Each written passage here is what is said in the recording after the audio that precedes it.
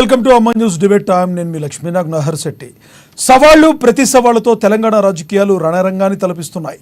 ముఖ్యంగా కాంగ్రెస్ బీఆర్ఎస్ల మధ్య dialogue war నడుస్తుంది. దమ్మున్న మగాడు అయితే రైతుల రుణమాఫీ చేయాలని సీఎం రేవంత్ రెడ్డికి బీఆర్ఎస్ సవాల్ విసురుతుంటే, వచ్చే ఆగస్టులోగా రైతు రుణమాఫీ చేస్తే మీ బీఆర్ఎస్ పార్టీని రద్దు చేసుకుంటారా అంటూ రేవంత్ రెడ్డి ప్రతి సవాల్ విసిరారు. ఇలా సవాళ్లు ప్రతి సవాళ్లతో తెలంగాణ రాజకీయం కాకరేపుతోంది. ఒక పక్క భానుడి భగభగలతో వాతావరణం వేడెక్కితే దాని తలదన్నేలా రాజకీయ వాతావరణం మరింత వేడెక్కుతుందనడంలో అతిశయోక్తి లేదేమో. ఇక బీజేపీ పార్టీ సైతం రానున్న పార్లమెంట్ ఎన్నికల్లో తమ సత్తా చాటడానికి ఉవ్విళ్లూరుతుంది. మరి ప్రజలు ఏ పార్టీని ఆదరించబోతున్నారు? ఏ రాజకీయ పార్టీపై ప్రజలు నమ్మకం పెట్టుకుంటున్నారు? అసలు ప్రజల మనసుల్లో ఏముంది?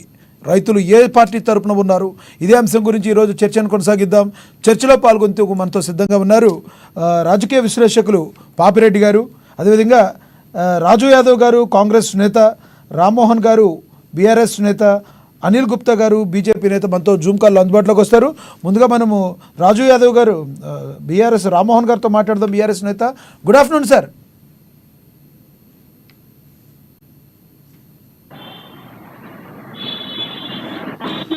రామ్మోహన్ గారు ఓకే. రాజు యాదవ్ గారు నమస్కారం అండి. రాజు యాదవ్ గారు good afternoon. Very good afternoon. How you all? Fine sir, fine. ఏంటండి రేవంత్ రెడ్డి గారి సవాళ్ళు, బీఆర్ఎస్ సవాళ్ళు, రేవంత్ రెడ్డి గారి ప్రతి సవాళ్ళ మధ్య రాజకీయం వేడెక్కింది. రానున్న రోజుల్లో మీరు ముందడుగు ఎలా అయిపోతున్నారు? ఒకటండి, మా గౌరవనీయులు రేవంత్ రెడ్డి గారు ఎన్నికల మేనిఫెస్టోలో కానీ ఎన్నికల ముందు ఇచ్చిన హామీలు ప్రతి ఒక్కటి నెరవేర్చడానికి ఆయన ప్రతి అడుగు వేస్తున్నాడు. ఒకటి. రెండోది వచ్చేసేసి ఆల్రెడీ 6 గ్యారంటీలలో 5 గ్యారంటీలు మేము ఇవ్వడం జరిగింది. ఆ రోజు కూడా దేవుడి దేవల కంప్లీట్ అవుతుంది. రుణమాఫీ అనేసరికి కొంచెం ఎలక్షన్ కోడ్ ఇవన్నీ వచ్చాయి కాబట్టి కొంచెం గ్యాప్ వచ్చింది. సో ఆగస్ట్ లో గౌరవ ముఖ్యమంత్రి వర్యులు చెప్పారు 100% రుణమాఫీ చేస్తాము. అలాగే మాజీ మంత్రులు, తాజా ఎమ్మెల్యేగా ఉన్నటువంటి హరీష్ రావు గారు రాజీనామాకు సిద్ధంగా ఉండాలని మేము చెప్తున్నాము. మీరు చూస్తున్నారు, 4 నెలలలో కాంగ్రెస్ పార్టీ అధికారంలోకి వచ్చినప్పుడు రెడ్డి గారు దాదాపు 16 నుంచి 18 గంటలు పనిచేస్తా ఉన్నారు. ఆయన తెలంగాణ రాష్ట్రం ఇంకా అభివృద్ధి చెందాలి, అభివృద్ధిలోకి తీసుకెళ్లాలని చెప్పి. వీళ్ళంతా బీఆర్ఎస్ వాళ్ళు కానీ బీజేపీ వాళ్ళు కానీ బురద జల్లుతున్నారు, బట్టగాల్చి మీదేస్తున్నారు. సో మీరు చూస్తున్న ప్రజాదరణ ఎట్లా వస్తుందో. వచ్చే పార్లమెంట్ ఎలక్షన్లలో కూడా కాంగ్రెస్ కి ఎంత మంచిగా ప్రజలు మద్దతు పలుకుతారో మీరు కూడా చూస్తారు. ఎక్కడ చూసుకున్నా గానీ కాంగ్రెస్ నామినేషన్ల ర్యాలీలు, ఎంపీల ర్యాలీ చూస్తే ప్రజలు తండోపతండాలుగా స్వచ్ఛందంగా తరలి వస్తున్నారు. 10 సంవత్సరాలు కేసీఆర్ గారు ఎన్నడూ మీడియా ఏ స్టూడియోకి వచ్చి మాట్లాడలేదు. ఇలా రేవంత్ రెడ్డి దెబ్బకి కాంగ్రెస్ పార్టీ కార్యకర్తల కష్టానికి ఫలితం ఇలా కేసీఆర్ గారు వచ్చి మళ్ళీ టీవీ9 స్టూడియోలో కూర్చొని మాట్లాడడం జరుగుతుంది. ఇక్కడే అర్థమైపోయింది పరిస్థితి ఎట్లుందో వీళ్ళది. కాంగ్రెస్ పార్టీ వచ్చి దగ్గర 3 నెలలు నిండిపోయి 4 నెలలు జరుగుతున్నాయి. ఈ 4 నెలల్లో మీరు ఏవైతే హామీలు ఇస్తామన్నారో మరి మీరు 100 రోజుల్లో పూర్తి చేస్తామని ముందు ఎలా మాటిచ్చారు? 420 హామీలను ఇస్తామని చెప్పారన్నారు. ఇంతవరకు అన్ని హామీలను నెరవేర్చలేదు, బాగా స్లో అయిందని కూడా రాజకీయ విశ్లేషకులు కూడా అంటున్నమాట. అంటే చేస్తుంది అనేదానికి అవకాశం ఉన్నప్పటికీ కూడా ఎందుకు చేయలేకపోతున్నారు? ముఖ్యంగా మీరు త్వరగా. మేము వచ్చినాక 4 నెలలు ఎన్ని చేసినాము, టీఆర్ఎస్ పార్టీ అధికారంలోకి వచ్చినాక 4 సంవత్సరాలలో కూడా అన్ని చేయలేదు, హామీలు ఇవ్వలేదు, అన్ని చేయలేకపోయింది. ఇవాళ వాళ్ళు దాదాపు 10 సంవత్సరాల అధికారంలోనే ₹1,00,000 రుణమాఫీ చేయలేకపోయారు. మేము వచ్చినాక 4 నెలలు కాలేదు, ఆగస్టు వరకు టైం ఇవ్వమంటున్నాం కదా. ఆగస్టులో రుణమాఫీ 100% చేస్తాము. హామీలు 5 ఆల్రెడీ అమల్లోకి వచ్చేసినాయి. 200 యూనిట్ కానీ, బస్ ఫ్రీ కానీ, 10 lakhs రూపీస్ ఆరోగ్యశ్రీ కానీ, గ్యాస్ కానీ, ఇలాంటి ఏది వైట్ రేషన్ కార్డు ఉన్న ప్రతి అర్హులకి పథకాలు చేరుతూనే ఉన్నాయి. పేదలకి చేరాల్సిన పథకాలు ఏవేవి ఉన్నాయి అన్ని చేరుతాయి కూడా. ఎక్కడ కూడా ఆగే ప్రసక్తి లేదు. ఎవరెన్ని కుట్రలు చేసినా కాంగ్రెస్ పార్టీ చెప్పిన మాట నిలబెట్టుకుంటుంది. నమ్మిన సిద్ధాంతానికి కట్టుబడి ఉండేది కాంగ్రెస్ పార్టీ. ప్రజాపాలన పెట్టిన తర్వాత చూసిన ప్రజాదరణ ఎంత వచ్చింది, ఎన్ని అప్లికేషన్లు వచ్చినాయో వైట్ రేషన్ల కార్డులకే కానీ, 200 యూనిట్స్ కే కానీ. మీరు వెళ్ళి చూడండి, ప్రజలలో వెళ్ళండి. ఓకే రాజు గారు, మీద పడితే కాదు కదా. వాళ్ళు చేయని 10 సంవత్సరాలలో మేము ఈ 4-5 నెలల్లో మేము ఎంత చేయాలో అంత చేసినాము. 100% మా ముఖ్యమంత్రి వర్యులు ఇచ్చిన మాట ప్రకారం, గౌరవనీయులు రాహుల్ గాంధీ గారు ఇచ్చిన మాట ప్రకారం ప్రతి ఒక్కటి కూర్చా తప్పకుండా పాటిస్తాము, నెరవేరుస్తాం. కొంచెం టైం ఇవ్వాలా. ఓకే, మీతో మళ్ళీ మాట్లాడతాను నేను. మళ్ళీ మాట్లాడతా. మనతో BRS నేత మళ్ళీ మాట్లాడతారు రాజు యాదవ్ గారు మీతో. మనతో BRS నేత రామ్మోహన్ గారు ఉన్నారు, ఆయనతో మాట్లాడదాం. రామ్మోహన్ గారు గుడ్ ఆఫ్టర్నూన్ అండి. గుడ్ ఆఫ్టర్నూన్ అండి. రామ్మోహన్ గారు, ఏంటండి చాలా రోజుల తర్వాత కేసీఆర్ గారు బయటకు వచ్చారు. ఇన్ఫ్యాక్ట్ ఒక ప్రతిపక్ష నేతగా బయటకు వచ్చింది ఇదే అనుకోవాలి. అంతకుముందు రైతుల కోసం బయటకు వచ్చింది అయితే ఇదే అనుకోవాలి. అంతకుముందు ఒక సభ జరిగింది. ఏంటి మరి రానున్న రోజుల్లో ఎలాంటి స్టెప్స్ తీసుకోబోతున్నారు? కోల్పోయిన మీ ఎమ్మెల్యేలు అందరూ కూడా మళ్ళీ మీ దగ్గరికి వాపసు వచ్చే అవకాశం కనబడుతుందా? అసలు మీ పార్టీ భవిష్యత్తు ఎలా ఉంది? బిఆర్ఎస్ పార్టీ ఉద్యమ పార్టీ, పుట్టింది తెలంగాణ రాష్ట్ర సాధన కొరకు.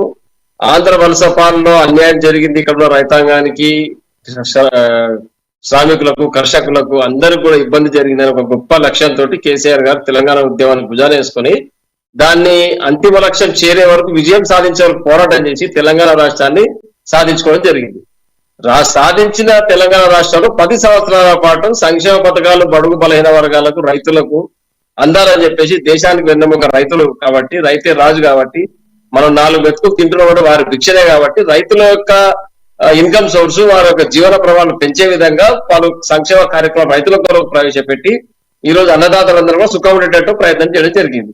దాంట్లో భాగంగానే రైతు బీమా కావచ్చు, రైతు బంధు కావచ్చు, పంట సాయం కావచ్చు, 24 గంటల కరెంటు కావచ్చు, ఏదైనా కావచ్చు. మరి దీంట్లో ఈ యొక్క రేవంత్ రెడ్డి గారు ఎప్పుడైతే ఎన్నికలకు, సార్వత్రిక ఎన్నికలకు వెళ్లే ముందు డిసెంబర్ 9వ తారీఖున నేను 2 లక్షల రూపాయలు రుణమాఫీ చేస్తా, ఒక బ్యాంకులకు వెళ్ళి తెచ్చుకోండి అని రెచ్చగొట్టింది వాస్తవమా కాదా? 9వ తారీఖు అయిపోయింది, డిసెంబర్ పోయింది, జనవరి పోయింది, ఫిబ్రవరి పోయింది, మార్చి పోయింది, ఏప్రిల్ పోయింది, మరి ఆగస్టు అంటున్నాడు. అంటే ఎంతవరకు ఇదా ముఖ్యమంత్రి గారు మాటలు విశ్వసించాలి? ఆగస్టు ఎందుకు అంటున్నాడు?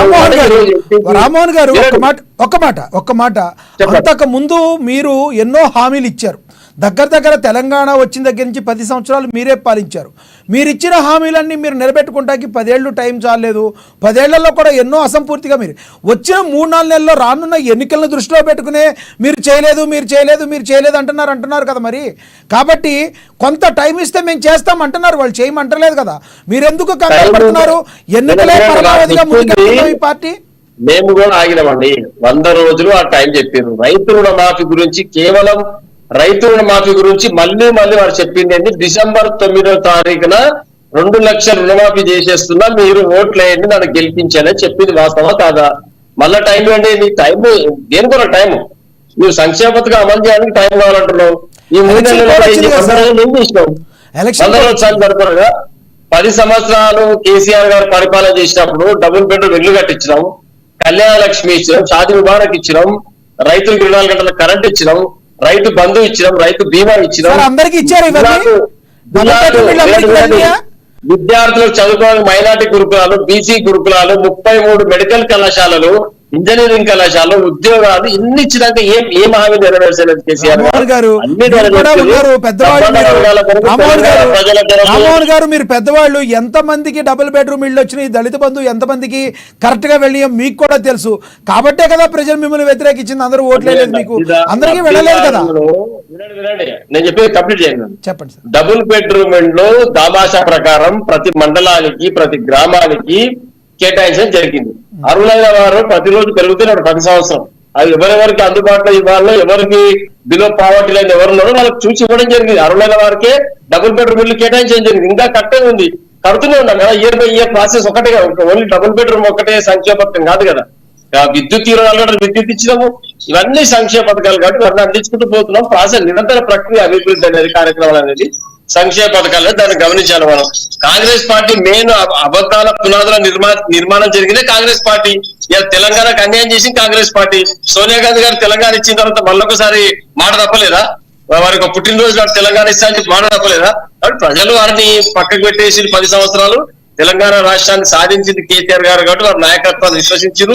ఇప్పుడు కూడా జరిగింది ఎక్కడ అండి? కేవలం 1.008% మాత్రమే ఓటు షేర్ కాంగ్రెస్ పార్టీకి ఎక్కువ వచ్చింది.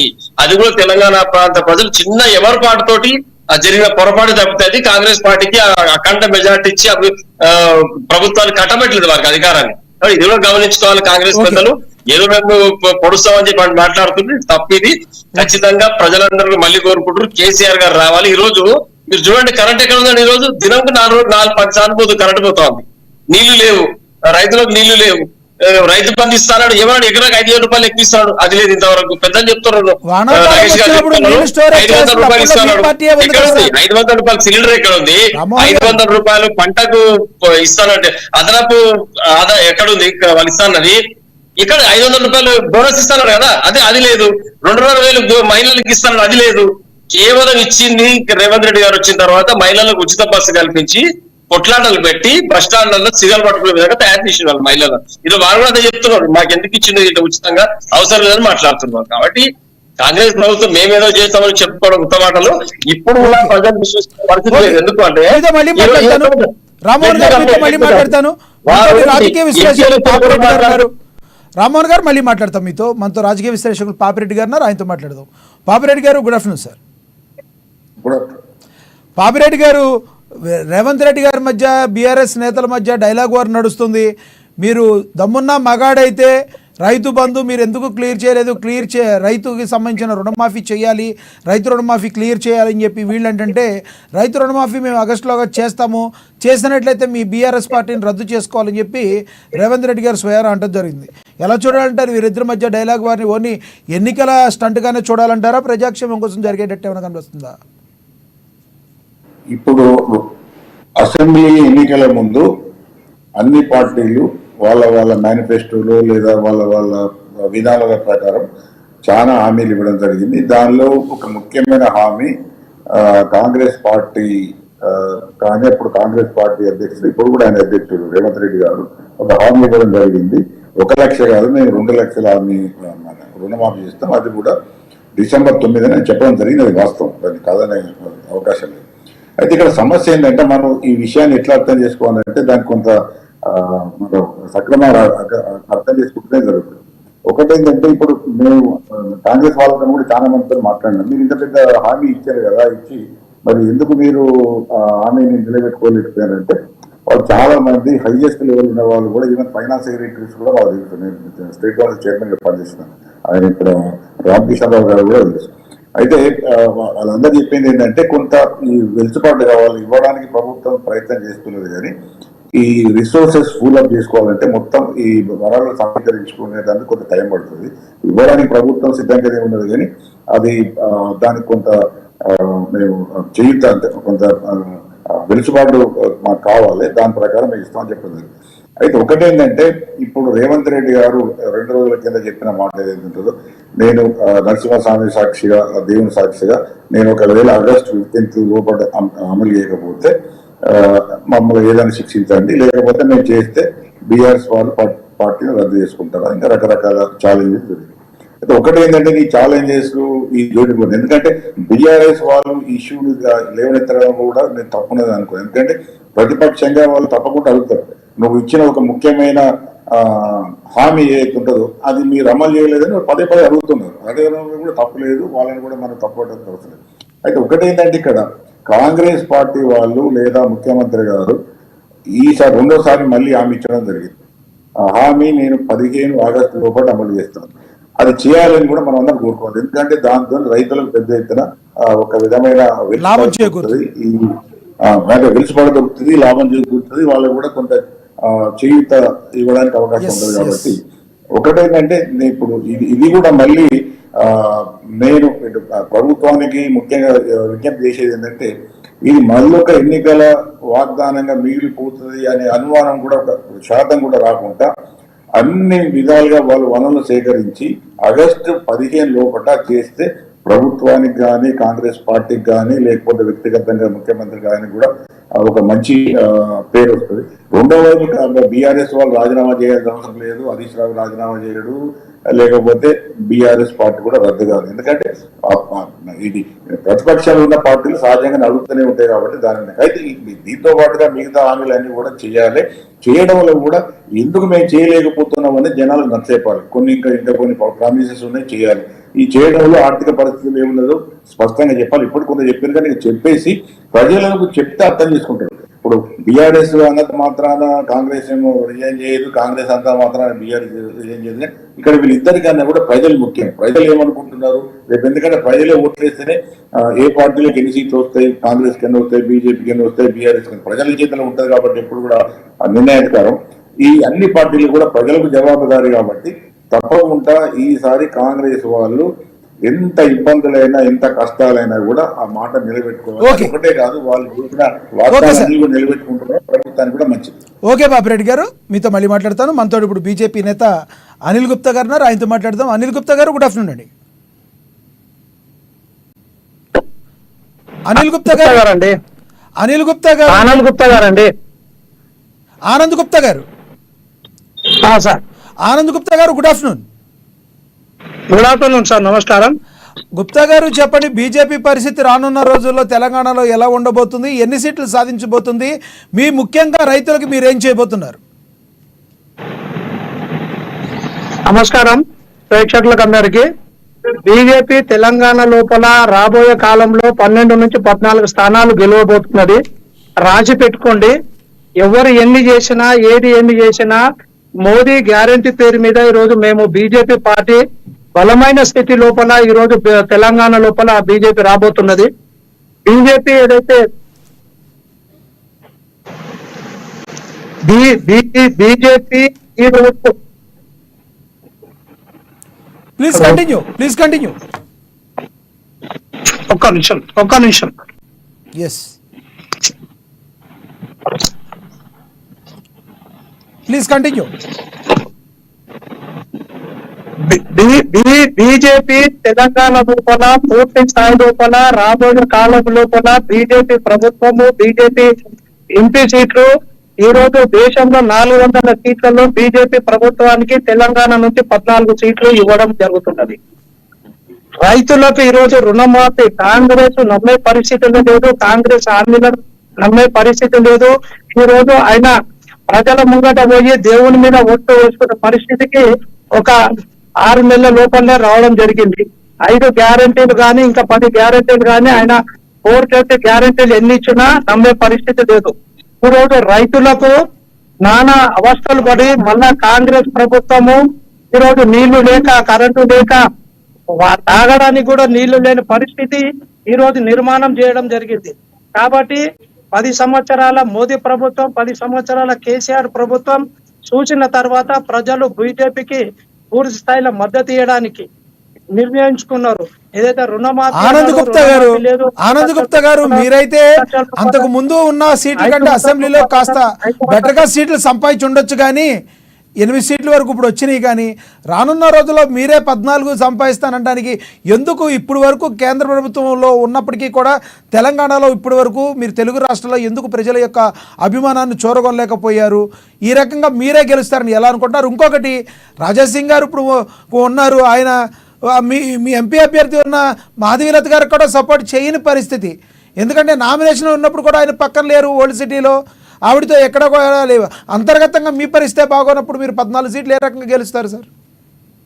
అరే సార్, ఇప్పుడు మీరు మా కేంద్ర ప్రభుత్వము ప్రతి అసెంబ్లీకి కేంద్ర లీడర్లు, ఇక్కడ చిన్న కార్యకర్త కూడా లీడర్తో సమానం. అది మారు గ్రహించుకోవాలి. వ్యక్తి మీద, కుటుంబం పేరు మీద నడిచే పార్టీలు కావు. ప్రతి కార్యకర్త బూత్ స్థాయి లోపల నిర్మాణం చేసే పార్టీ బీజేపీ పార్టీ. ఈ రోజు మాధవలత గారికి ఎవరైతే కేంద్ర మంత్రి రిజిజు గారు వచ్చేసి నామినేషన్ వేయడం జరిగింది. ఇప్పుడు ఆయన కూడా అధ్యక్షుడు కూడా ఒక ఎంపీ పార్లమెంట్ కు నిలబడడం జరిగింది. కాబట్టి అటువంటి అపోహలు కానీ అటువంటిది కానీ ఈరోజు దేశం మొత్తం కూడే కూర్చుంది. హైదరాబాద్ పార్లమెంట్ కూడా గెలుస్తామని చెప్పడము, గెలుస్తామని చెప్పేసి కూడా ప్రతి ఒక్కరు చెప్తున్నారు. అది మీకు ఏ విధంగా ఉన్నదో అర్థం కాదు దాని విషయం లోపల. రామ్మోహన్ గారు ఏదో అడుగుతున్నారు మిమ్మల్ని, చూడండి ఒకసారి. గుప్తా గారు. ఆనందం నమస్తే. ఇక్కడ తెలంగాణ ప్రాంతంలో తెలంగాణ అస్తిత్వం కొరకు స్వయం పరిపాలన కొరకు మనం తెలంగాణ రాష్ట్రం సాధించుకున్నాం. మీరు ఎన్ని రోజులు చెప్తారే ఢిల్లీ నాయకుల గురించి, నరేంద్ర మోడీ గారి గురించి ఇక్కడ ఓటేస్తే ఇలా పార్టీని నడపడం ఎవరు, అధికారం ఎట్లా వస్తుంది, ఎవరు నడపాలి పార్టీని? కాబట్టి 2 పార్టీలు, కాంగ్రెస్ పార్టీ, భారతీయ జనతా పార్టీ ఢిల్లీ నాయకుల మీద ఆధారపడి అక్కడి నుంచి ఎవరో రావాలి చేయాలనే ఉద్దేశంగా ఇక్కడ కేసీఆర్ గారు, కేటీఆర్ గారు, హరీష్ గారు నిరంతరం ప్రజల మధ్యలో ఉంటూ ప్రజల సమస్యలు తెలుసుకుంటూ ప్రజల కొరకు తెలంగాణ అస్తిత్వం కొరకు పనిచేస్తుంది బీఆర్ఎస్ పార్టీ. ఖచ్చితంగా మీరు ఏమంటారు 14 సీట్లు వస్తే బీజేపీ కంటారు కానీ మరి 3 సార్లు లెక్క పెట్టాల్సి వస్తే 14 సీట్లు అంటే ఎక్కడుంది బీజేపీ? అలా పక్క పార్టీలకి మా పార్టీలకి 4 ఎంపీలు మీరు సీట్లు ఇచ్చింది. అలా మీ పార్టీలో అభ్యర్థి లేదు, ఎంపీ అభ్యర్థి లేడు మీకు.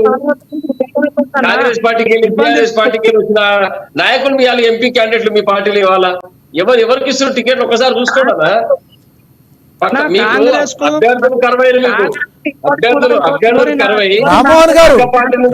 గారు ఆనంద్ గుప్తా గారు మీరు ఒకరిపై ఒకరు ఈ రకంగా అనుకుంటుంటే రామ్మోహన్ గారు ఆనంద్ గుప్తా గారు మీరు ఒకరిపై ఒకరు ఈ విధంగా అనుకున్నప్పటికీ కాంగ్రెస్ వాళ్ళు మాత్రం మీరిద్దరు కూడా కావాలని లొల్లి పెట్టుకున్నట్టు యాక్టింగ్ చేస్తున్నారు. మీ ఇద్దరు ఒకటే, ఎవరికి ఓటేసినా మీకే ఓటేసినట్టుగా అంటున్నారు. కాంగ్రెస్ పార్టీ అట్లా చెప్తారే వాళ్ళు కూడా ఇవ్వలేదు. సెల్ఫ్ డిఫెన్స్ ఓడిపోయారు కాంగ్రెస్ పార్టీ కూడా. తెలంగాణ యావత్తు తెలంగాణ ప్రజలందరూ కదా కేసీఆర్ గారు అనవసరంగా ఓడిపోయారు, మేము ఎవరి పార్టీలో ఓటేసాం, ముఖ్యమంత్రి కేసీఆర్ గారే ఉండాల్సిన అవసరం ఉండే, మాకు కరెంట్ వస్తుండే, నిరంతరం విద్యుత్ ఉంటుండే, సంక్షేమ పథకాలు అందుతుండే, రైతు బంధు వస్తుండే. ఈ రోజు వరకు 3 ఎకరాలకు రైతు బంధు ఇవ్వలేదు రేవంత్ రెడ్డి గారు. ఎక్కడ ప్రజలు విశ్వసిస్తారు కాంగ్రెస్ పార్టీని? భారతీయ జనతా పార్టీ ఇప్పుడే క్లియర్ గా చెప్తుంది, వేరే రాష్ట్రానికి వెళ్ళి ముఖ్యమంత్రి రావాలి, వేరే పార్టీకి జాతీయ నాయకుడు వచ్చి నామినేషన్ వేస్తే బీజేపీకి మంది అంటే శత్రువుకి శత్రువు మిత్రుడు అన్న కోణంలో ఒకవేళ కాంగ్రెస్ పార్టీని ఉండకూడదు అనే ఉద్దేశంతో మీరు లోపాయికారిగా ఒప్పందం పెట్టుకున్నారు అంటున్నారు కాంగ్రెస్ పార్టీ వాళ్ళు. ఇది పూర్తిగా అబద్ధం. ఇది తప్పకుండా బీఆర్ఎస్ పార్టీ కేసీఆర్ గారి నాయకత్వం పైన అందరికి నమ్మకం ఉంది. కేసీఆర్ గారు వస్తున్న రేపు పార్లమెంట్ లో కూడా తెలంగాణ ప్రాంత అభివృద్ధి సంబంధించి గలమెత్తాలంటే కేవలం బీఆర్ఎస్ ఎంపీలు మాత్రమే. తప్పకుండా ప్రజలు మళ్ళీ ఒకసారి మోసపోకుండా కాంగ్రెస్ పార్టీకి బీజేపీ పార్టీ ఓట్లేయరు. తప్పకుండా కేసీఆర్ గారి నాయకత్వంలో ఎంపీలు అందరూ కూడా తెలంగాణ అస్తిత్వం కొరకు, తెలంగాణ లాభం కొరకు, రైతుల సంక్షేమం కొరకు ఢిల్లీలో పార్లమెంట్ లో మాట్లాడడానికి బీఆర్ఎస్ ఎంపీలు అవసరం కాబట్టి తప్పకుండా బీఆర్ఎస్ ఎంపీలు ఓటు విధంగా ప్రజలు రాజు యాదవ్ గారు ఏదో అడుగుతున్నారు, రాజు యాదవ్ గారు ఏదో అడుగుతున్నారు చూడండి. రాజు యాదవ్ గారు ప్లీజ్ కంటిన్యూ. ఇప్పుడు నేను ఒకటి చెప్తా, ఇలా 2% 3% తేడాతో కాంగ్రెస్ పార్టీ గవర్నమెంట్ ఫామ్ చేసిందంటే 14లో టిఆర్ఎస్ పార్టీ ఎన్ని సీట్లు వచ్చినాయి? ఏమన్నా 100 వచ్చినాయా? అప్పుడు కూడా అంతేగా 2-3% తేడాతోనే టిఆర్ఎస్ పార్టీ అధికారంలోకి వచ్చింది. ఒకసారి మనం ఏదైనా మాట్లాడే ముందు ఆ గతం గుర్తు తెచ్చుకొని మాట్లాడండి. అదే మీరు రైతు బీమా అన్ని ఇస్తే వాళ్ళు ఎందుకు మిమ్మల్ని కర్రగాచి వాళ్ళతో పెట్టి ఇంట్లో కూర్చోబెట్టే జనాలు ఎందుకు కూర్చోబెట్టిరో ఒకసారి ఆలోచించుకోండి. నేను చెప్పేది విన్నాక తర్వాత మీరు మాట్లాడాలా. ఓకే, నేను చెప్పేది విన్నాక మీరు తర్వాత మాట్లాడాలా. వినండి, మీరు అన్ని పథకాలు మంచిగానే ఇచ్చిర్రు, మరి ఎందుకు మిమ్మల్ని ఇంట్లో కూర్చోబెట్టిర్రు? మీకు మీ నాయకుడికి కేసీఆర్ మీ ఎమ్మెల్యేలకి అహంకారం ఎక్కువైపోయింది కాబట్టి, కరప్షన్ ఎక్కువైపోయింది కాబట్టి మిమ్మల్ని ఇంట్లో కూర్చోబెట్టిండ్రు తెలంగాణ ప్రజలు. మొన్న కేటీఆర్ ఏమంటాడు ఒక TV9 స్టూడియో ఒక ఇంటర్వ్యూలో,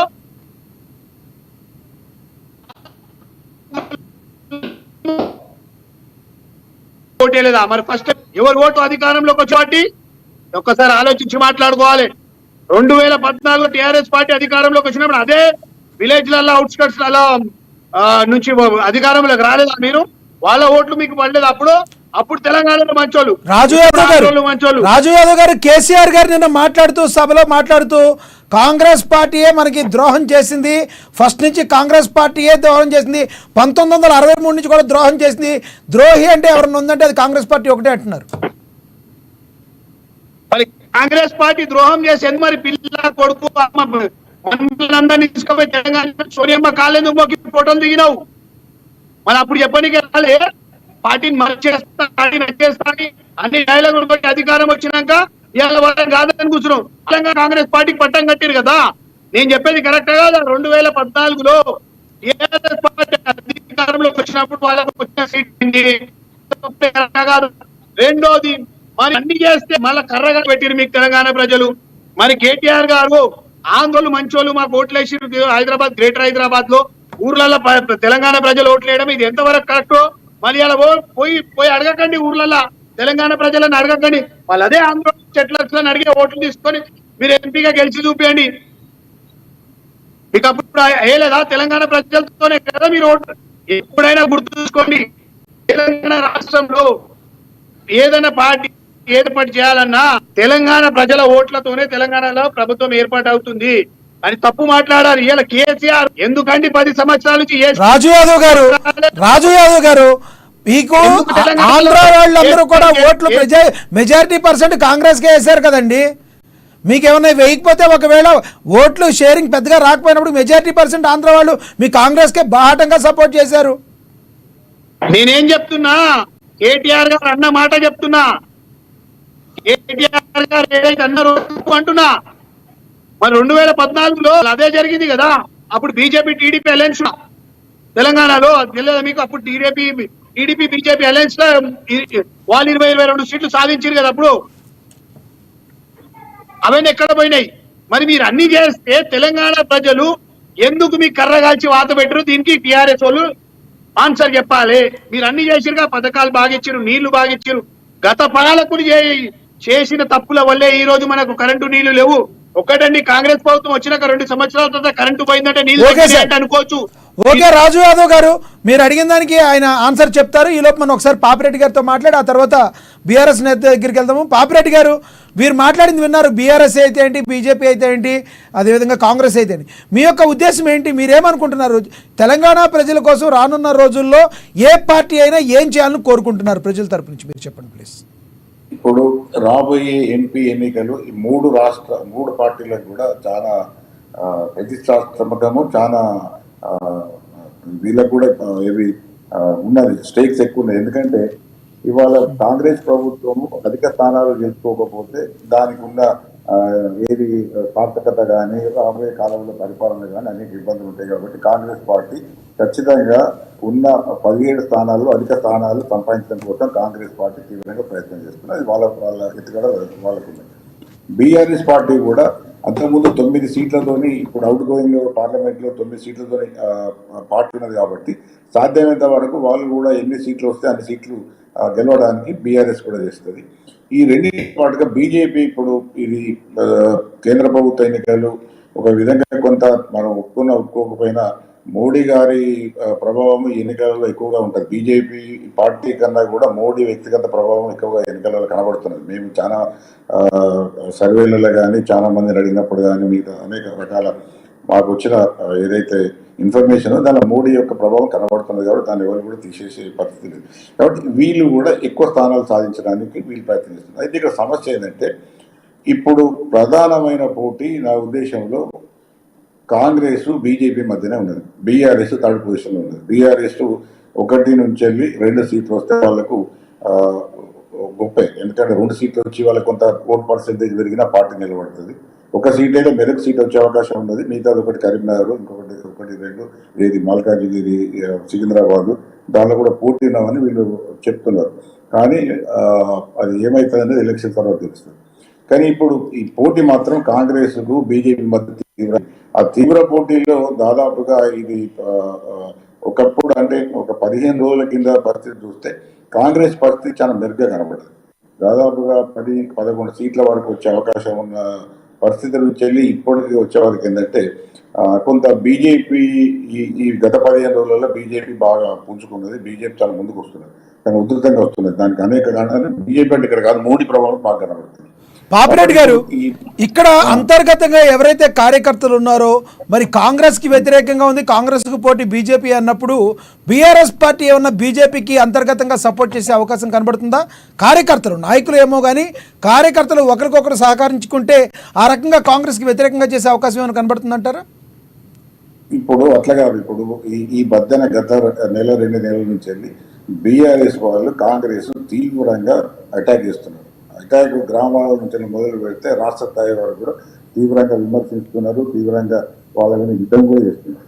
అందులో వాళ్ళు అంటే అంతర్గతంగా మనకి ఏం జరుగుతున్నది మనకి ఇన్ఫర్మేషన్ లేదు. కానీ ఒక పార్టీగా బహిర్గతంగా మాత్రం బీఆర్ఎస్ కాంగ్రెస్ మీద పెద్ద ఎత్తున యుద్ధం చేస్తున్నది. ఇదే కరెంట్ రాలేదు, నీళ్లు రాలేదు, మీరు రైతు రుణమాఫీ చేయలేదు, ఇంకేం చేయలేదు, మీరు అనవసరంగా ప్రభుత్వానికి వచ్చారు, మా కేసీఆర్ గొప్పడని వాళ్ళు రకరకాల చెప్తున్నారు. కేసీఆర్ నుంచి మొదలు పెడితే గ్రామ కార్యకర్త వాళ్ళకు కూడా వాళ్ళు కాంగ్రెస్ మీద యుద్ధం చేస్తారు. అయితే ఇక్కడ యుద్ధం చేయడంలో జరిగే ఒక విచిత్రమైన పరిణామం ఏంటంటే దీంతో కొంత కాంగ్రెస్ కు నష్టమవుతున్నది. జనాలలో కూడా వీళ్ళకి సమాధానం చెప్పుకోవాల్సిన పరిస్థితి ఉన్నది. ఇప్పటికి కూడా ఇంకా 15 రోజుల కన్నా ఎక్కువ ఉన్నది. కాంగ్రెస్ వాళ్ళు సక్రమంగా మేము చేస్తున్న పనులు ఏమి చెప్పినాం చేసినాం ఇంకా చేయబోయేది అని మళ్ళీ ప్రజలకు నమ్మకం కలిగేటట్టు చేయకపోతే కూడా కాంగ్రెస్ కూడా నష్టమయ్యే పరిస్థితి ఉంది. అయితే ఈ బీఆర్ఎస్ చేస్తున్న పోరాటం వలన చడి చప్పుడు లేకుండా లాభపడేది బీజేపీ లాభపడుతుంది. రెండు దిక్కులు జరుగుతుంది. ఒక దిక్కేమో బీఆర్ఎస్ రెండోసారి ఇప్పుడు మొన్న ఓడిపోయిన తర్వాత పెద్ద ఎత్తున ప్రజలు ఆదరించే అవకాశం తక్కువ ఉన్నది కాబట్టి బీఆర్ఎస్ కు పెద్ద ఎత్తున శాతం ఓట్లు కానీ సీట్లు కానీ గెలిచే అవకాశం లేదు. ఇక పూర్తి రెండు పార్టీల మధ్యన ఉన్నది. కానీ ఇప్పుడు ఈ బీఆర్ఎస్ చేస్తున్న పోరాటంతో అటు కాంగ్రెస్ కూడా కొంత నష్టం జరుగుతున్నది. కానీ ఈ రెండింటి పోరాటం వలన లాభపడేది ఏంటంటే బీజేపీ లాభపడుతుంది. ఎందుకంటే ఇటు ప్రజలకు ఆప్షన్ ఏమిటంటే కాంగ్రెస్ కానీ వేయాలి లేకపోతే బీజేపీ కానీ వేయాలి. కాంగ్రెస్ ఒకవేళ పర్ఫార్మెన్స్ బాగాలేదు అని ఒకవేళ జనాలలో ఎక్కువ శాతం అంటే కొంత శాతం ఇప్పటికీ అనుకుంటున్నారు ఎక్కువ శాతం పెరిగింది అనుకోండి, అప్పుడు బీజేపీకి ఓట్లు సీట్లు ఎక్కువ పెరిగే అవకాశం ఉంటుంది. కాబట్టి అట్లా కాకుండా ఇప్పటికైనా కూడా ఇంకా 20 రోజుల టైం ఉంటుంది. 20 రోజులలో బీఆర్ఎస్ ఒకవైపు కాంగ్రెస్ ఒకవైపు ఏ మేరకు వాళ్ళ ప్రజలకు పోయి మా పార్టీలు ఏం చేసినాయి బీఆర్ఎస్ చెప్పుకోవాలి 10 ఏళ్ళు ఏం చేసినాం కొన్ని పొరపాట్లు ఇప్పటికైనా పొరపాటు జరిగినాయి. రామ్మోహన్ గారు మీరు అన్ని గొప్ప చేసినా చెప్పుకొని చాలా పొరపాటు జరిగినాయి చెప్పలు వేసుకొని మేము తప్పు చేసామని చెప్పాలి. జనాలు తప్పుగా చేసినామని ఒప్పుకోవడంలో తప్పేం లేదు. రెండోది కాంగ్రెస్ వాళ్ళకు కూడా మేము చాలా పెద్ద ఎత్తున ప్రామిస్ చేసినాం కానీ కొన్ని మేము నెరవేర్చలేదు, మేము కొంత మేము టైం తీసుకుంటున్నారు. వీళ్ళందరూ కూడా ప్రజల దగ్గర ఇవ్వాల్సిందే. మాట్లాడుకుంటే మీ వాయిస్ స్లోగా వినబడుతుంది పాపిరెడ్డి గారు మీ వాయిస్ బాగా స్లోగా వినబడుతుంది. బీజేపీ వాళ్ళు ఇంకోటి ఏంటంటే బీజేపీ వాళ్ళు కూడా అన్ని బాగా చేసినాం గొప్ప చేసినామని చెప్పుకోవాల్సినంత అవసరం లేదు. బీజేపీ ఫెయిల్యూర్స్ కూడా ఈ మధ్యన చాలా సర్వేస్ రిపోర్ట్స్ వచ్చినాయి.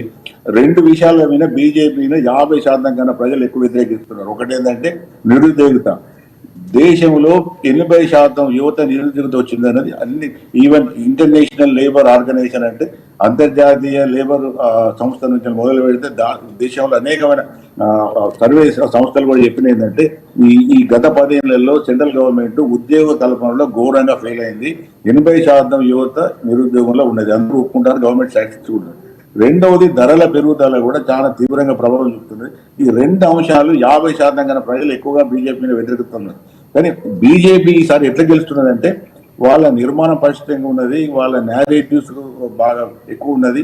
మోడీ గారిని తీసుకుపోయి ఎక్కడ పెట్టినట్టు ఆకాశంలో ఆయన ఒక దేవునితో సమానంగా చెప్పేసి ఆ సోషల్ మీడియా కానీ మెయిన్ మీడియా కానీ అది చేసింది. కాబట్టి బీజేపీ అంత గొప్పగా ఏం చేసింది, బీజేపీ ఏదో వాళ్ళకి అట్లా నడుస్తుంది కాబట్టి చెప్తున్నారు. బీజేపీ కూడా చాలా వైఫల్యాలు ఉన్నాయి.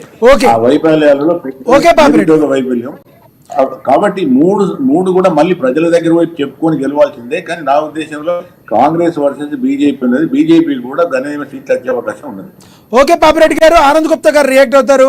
ఆనంద్ గుప్తా గారు, విశ్లేషకులు పాపిరెడ్డి గారు ఏమంటున్నారంటే నిరుద్యోగ సమస్యను సరిగ్గా తీర్చకపోవడం దేశవ్యాప్తంగా బీజేపీ మీద కొంతవరకు వాళ్ళ ప్రతిష్ట మసకబారింది అంటున్నారు. ఏమంటారు మీరు? ఎక్కడ కూడా మసక బారలేదండి. మీరు చూస్తారు ఇప్పుడు కొత్త ఓటర్లు కానీ యువ ఓటర్లు కానీ ఏదైతే దేశ ఆర్థిక పరిస్థితులు ఎక్కడ ఉన్నారు కానీ దేశం మొత్తం కూడా ఈ రోజు మోదీ గారు ఎంబడి ఉన్నదండి. ఈ రోజు మోదీ అనేది గ్యారంటీ అనేది ఏ విధంగా చెప్పగలుగుతున్నాడు అంటే ఆయన చేసిన పనిని ఎక్కడ కూడా చెప్పకుండా పని చేసి చూపెట్టడము. రెండోది ఏంటంటే దేశానికి కావాలి 50 సంవత్సరాలు 60 సంవత్సరాల కాంగ్రెస్ పరిపాలన లోపల దేశం మొత్తం భ్రష్టు పట్టి అప్పులలో కూరుకుపోయిన దానిని ఈరోజు బయటకు తీసుకురావడము. ఈరోజు యువకులకు కావలసింది పూర్తి స్థాయి లోపల ఎక్కడ కూడా వాళ్ళకు నిరుత్సాహపడకుండా వాళ్ళకు కావాల్సింది ఒక ప్రభుత్వ ఉద్యోగాల అనే కూడా స్టార్ట్అప్ ఇండియా పేరు మీద నిర్మాణం చేయడము, అక్కడ సైనికులకు నిర్మాణం చేయడము, బీద వాళ్ళను కూడా మనం చూసినాం. ఇంటర్నేషనల్ సర్వేస్ లో కూడా 30% లేదా బీదవారు కూడా తగ్గిపోయినరు. ఈరోజు ధరలు పెరుగుదల అనే దాని మీద చర్చ జరుగుతున్నది. ఒక వేరియేషన్ వేసుకోవాలండి. కాంగ్రెస్ ప్రభుత్వంలో ఒక గ్యాస్ సిలిండర్ 1245 రూపాయలు ఉండే, ఈ రోజు మళ్ళీ 900 రూపాయలు తీసుకురావడం జరిగింది. ఆ విధంగా కూడా ఈ రోజు కాంగ్రెస్ ప్రభుత్వము దేశం మొత్తంలో కూడా ఆనంద్ గుప్తా గారు జిఎస్టీ అనే పేరుతో పేదవాడు దగ్గర నుంచి కూడా జిఎస్టీ వసూలు చేస్తుంది కదా సార్ మీ ప్రభుత్వం. పోనీ దామాషా పద్ధతి లెక్కల ప్రకారం కూడా జిఎస్టీ ఏం వసూలు చేయట్లేదు కదా, ప్రతి పేదవాడి దగ్గర నుంచి కూడా జిఎస్టీ తీసుకుంటున్నారయ్యా మీరు. అంటే మీరు ఒక గుర్తు పెట్టుకోవాలండి, ఇంతకు ముందు రాష్ట్ర ప్రభుత్వం సెల్ ట్యాక్స్ అని, సెంట్రల్ ప్రభుత్వం సెంట్రల్ సెల్ ట్యాక్స్ అని చెప్పేసి సిఎస్టీ జిఎస్టీ రెండు వసూళ్లు చేస్తుండే. ఈరోజు ప్రభుత్వం వచ్చిన తర్వాత, మోదీ వచ్చిన తర్వాత రెండు మర్జీ చేసి ఒకదాని కిందనే తీసుకురావడం జరిగింది. సామాన్య జనానికి కావాల్సిన వస్తువులు దాని మీద జిఎస్టీ లేదండి, ఒకటి గ్రహించుకోవాలి. ఎవరైతే ఉన్నత వర్గాలు వాడుతున్న దాని మీదనే జిఎస్టీ ఎక్కువ మట్టుకున్నది.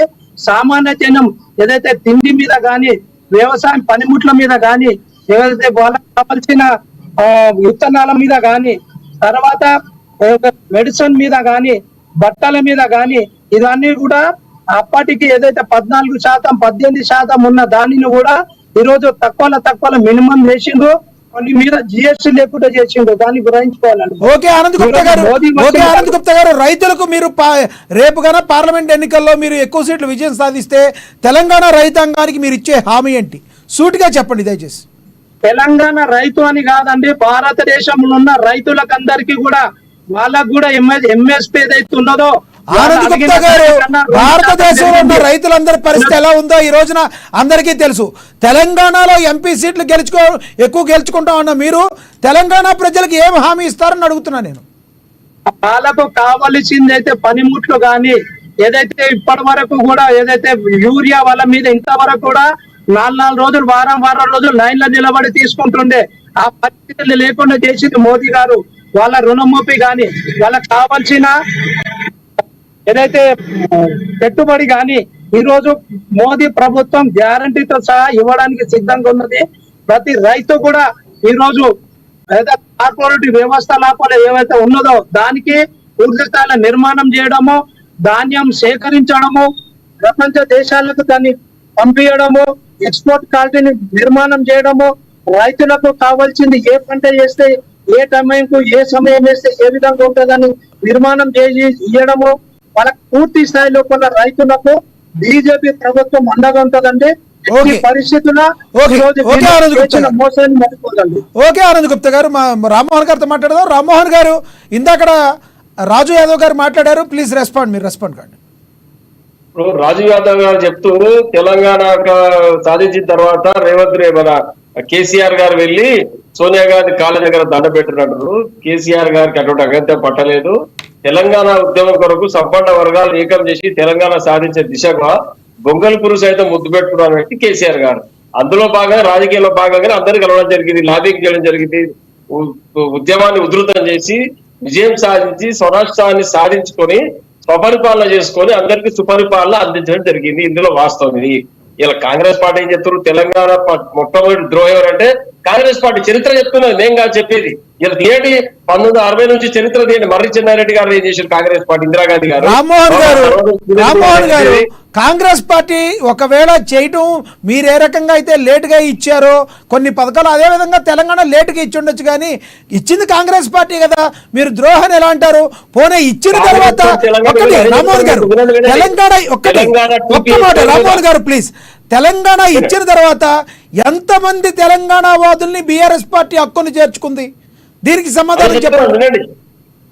ఒక్క నిమిషం. తెలంగాణ ఉద్యమాన్ని మర్రి చెన్నారెడ్డి గారు, మల్లికార్జున్ గారు ఉధృతం చేసి ఉస్మానియా ఉద్యమాన్ని రాజుకున్న తర్వాత తెలంగాణ ప్రాంతంలో టీపీఎస్ పేరు మీద అభ్యర్థులు గెలిచిన తర్వాత ఉద్యమాన్ని నీరుగార్చి వాళ్ళందరికీ లోపల వాళ్ళను బెదిరించి భయపెట్టి కాంగ్రెస్ పార్టీలో కలుపుకొని తెలంగాణ వాదాన్ని మట్టిలో కలిపిన చరిత్ర కాంగ్రెస్ పార్టీ కాదని సూటిగా ప్రశ్నిస్తాను. చరిత్ర చెప్తున్నది మొత్తం. దీంతో పాటు తెలంగాణను ప్రతిసారి మోసం చేసిన కాంగ్రెస్ పార్టీ. కిరణ్ కుమార్ రెడ్డి గారు కానీ, రాజశేఖర్ రెడ్డి గారు కానీ అసెంబ్లీ సాక్షిగా ఏం మాట్లాడిన ఒక్కసారి మీరు రివ్యూ చేయండి. అన్ని దగ్గర వీడియో ఫుటేజ్ ఉంటాయి కదా.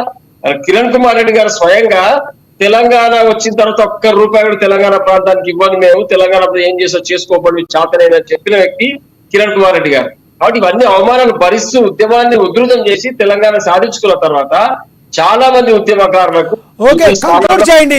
మీరు రైతులకు ఏం చేయబోతున్నారు? పార్లమెంట్ ఎన్నికల్లో ఒకవేళ నిజంగా మీరు ఎక్కువ సీట్లు సంపాదిస్తే మీరు ఏం చేయబోతున్నారు? కంక్లూడ్ చేయండి సార్, సమయభావం తక్కువ ఉంది ప్లీజ్. తప్పకుండా ఈ యొక్క 100 రోజుల పరిపాలన కాంగ్రెస్ పార్టీ చేసిన అన్యాయాన్ని, అక్రమాలను ప్రజల గడప గడపకు తీసుకుపోతాం. మళ్ళీ బీఆర్ఎస్ పార్టీకి డబల్ డిజిట్ లో సీట్లు వచ్చే విధంగా ప్రయత్నం చేస్తా ఉన్నాం. తప్పకుండా తెలంగాణ రైతాంగాన్ని వారి యొక్క జీవన ప్రమాణాన్ని వారి యొక్క ఇన్కమ్ సోర్స్ ను పెంచే విధంగా కేసీఆర్ గారు నిర్దేశం చేసుకొని పనిచేస్తారు. దాంట్లో తప్పకుండా రైతాంగం వెంబడి ఉంటాం. వారిని రైతులు రాజును చేస్తాం ఖచ్చితంగా. ఓకే, రాజు యాదవ్ గారు ప్లీజ్ రెస్పాండ్ అవ్వండి, కంక్లూడ్ చేయండి సార్ ప్లీజ్. నేను ఫైనల్ గా ఒకటే చెప్తా, మీరు రైతును రాజుని చేస్తారా, రాజు రైతుని చేస్తారా? మీరు గతంలో తిరిగిన ఇన్నోవా కార్ నుంచి ల్యాండ్ క్రూజర్ లో తిరుగుతున్నారా ఇప్పుడు? అవన్నీ ప్రజలు చూస్తున్నారు. మీరు ఎంత పోయి జీ పెట్టుకున్నా పొరుగు దండాలు చేసినా మీకు 1 నుంచి 2 సీట్లు కూడా టీఆర్ఎస్ కి ఎంపీ గెలిచే ప్రసక్తే లేదు. తెలంగాణలో డబుల్ డిజిట్ సాధించబోతుంది కాంగ్రెస్ పార్టీ. ఓకే, ఒకటి. రెండోది, రాష్ట్రంలో కాంగ్రెస్ పార్టీ వచ్చి 100-150 రోజులు కాలేదు. వీళ్ళు అక్రమాలు చేసిరు, అవినీతి చేసిరు. ఏం అవినీతి అక్రమాలు చేసిరండి 4-5 నెలల్లో?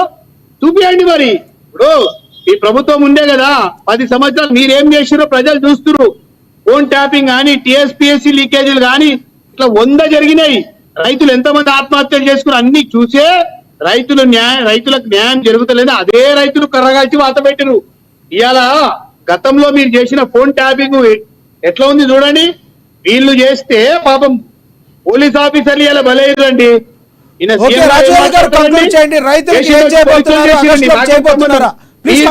మీరిస్తేనే కదా వాళ్ళు పోస్టింగ్లలో కూర్చున్నది సీఎం. అది నేను చెప్తున్నా. ఇలా ఐపీఎస్ ఆఫీసర్ ఒక ఐపీఎస్ గానీ ఒక కింద క్యాడర్ పోలీసు వాళ్ళు కూడా మీరిచ్చిన పోస్టింగ్లే కదా. రాధాకిషన్ రావు గారు కానీ ఇంకెవరైనా కానీ, ప్రణీత్ రావు కానీ ఇంకెవరైనా కానీ, ప్రభాకర్ రావు గారు కానీ ఇంకెవరైనా కానీ వాళ్ళని బలి చేసింది ఎవరు? మీరు కాదా? మీ ప్రభుత్వం కాదా? టీఎస్పీఎస్సీలో ఏం తీసుకున్నారు మీరు? రాజు యాదవ్ గారు పాయింట్ 300 మంది బయటపడ్డారు. ప్లీజ్ కంక్లూడ్ చేయండి ప్లీజ్. రైతులకి ఆగస్టులోపు డేట్ మార్చకుండా ఆలోచించాలి. ఫైనల్ గా నేను చెప్పేది ఒకటే, ఈ డిబేట్ నుంచి తెలంగాణ ప్రజలారా దయచేసి రాబోయే పార్లమెంట్ ఎలక్షన్లలో కాంగ్రెస్ పార్టీకి ఓటేసి మీ ఓటు వాల్యూ పెట్టుకోండి. అగర్ బీజేపీ కనుక బీఆర్ఎస్ కనుక కేసీఆర్ దొందే, ఇద్దరు తోడు దొంగలే. ఇన్ని రోజుల నుంచి లేంది ఇవాళ కవిత గారిని అరెస్ట్ చేసి ఇదంతా political drama, political game. KCR కావాల్సుకొని ఎక్కడ పోతే అక్కడ బీజేపీని డమ్మీ క్యాండిడేట్ కేసీఆర్ బీజేపీకి ఒక అసిస్టెంట్ గా, ఒక బీజేపీ పార్టీకి ఒక పిఏగా ప్రవర్తిస్తుడు. ఎందుకంటే మీరు రాసి పెట్టుకొని నేను చెప్పేది, ఎలక్షన్ల తర్వాత కేసీఆర్ గాని టీఆర్ఎస్ ఎమ్మెల్యేలు గాని కంపల్సరీ బీజేపీలో జాయిన్ అవుతారు. కవిత గారు నడిపించుకుంటారు. ఇది రాసి పెట్టుకొని. మనీష్ సిసోడియాకి దొరకలే బేలు, కేజ్రీవాల్ కి దొరకలే. మనీష్ సిసోడియాకి దొరకదు బేలు, కేజ్రీవాల్ కి దొరకలేదు. ఎలక్షన్ల తర్వాత ఇదే కేసీఆర్ పోతాడు, ఇదే హరీష్ రావు, ఇదే కేటీఆర్ పోతారు. మోదీ గారి, అమిత్ షా గారి కాళ్ళు పట్టుకుంటారు. కంపల్సరీగా కవిత గారిని బయటికి తెచ్చుకుంటారు. బీజేపీని గెలిపేయడానికి శాయశక్తులుగా ప్రయత్నిస్తున్నారు కేసీఆర్ గారు. కరెక్ట్ చెప్తున్నా నేను. ఓకే, రాజు యాదవ్ గారు, ఆనంద్ గుప్తా గారు కంక్లూడ్ చేయండి. రాజు యాదవ్ గారు మాట్లాడే భాష ఎట్లుందంటే, ఈ రోజు ఆయన ముఖ్యమంత్రి బుడాన్ ఖాన్ వచ్చేసి ఆఖరికి వస్తే గ్యారంటీలు ఏమంటే ఈరోజు దేవుళ్ళ మీద ప్రమాణం చేయడానికి వచ్చేసాడు. ఆ విధంగా అయిపోయింది. కేసీఆర్ మీద ఇదే విధంగా అసెంబ్లీ ఎలక్షన్ లో ఇద్దరు జోడీదార్ అని చెప్పేసి వీళ్ళు కొట్లాడుకొని ఈ రోజు ప్రభుత్వానికి వచ్చింది కాంగ్రెస్ ప్రభుత్వం. ఇలాంటి మోసకారి మాటలు, మోసపోయిన మాటలు కాంగ్రెస్ చరిత్రల తిట్టడము, తిట్టిపించుకోవడము ఈ బీజేపీ సంస్కృతి కాదు. ఇది బీఆర్ఎస్ భయపట్టించి మోసం చేసి ఓట్లేదు. ఇది గ్రహించుండు ప్రజలు, పూర్తి స్థాయిలో నిర్ణయం చేసుకుంటారు. బీజేపీకి ఓటేయడానికి సిద్ధంగా ఉన్నారు. ఈ రోజు జూన్ 4 తర్వాత 800 పార్ మోదీ గ్యారంటీ, రాష్ట్రంలో 14 గ్యారంటీ. ఇది రాసి పెట్టుకోండి అన్న. బీజేపీకి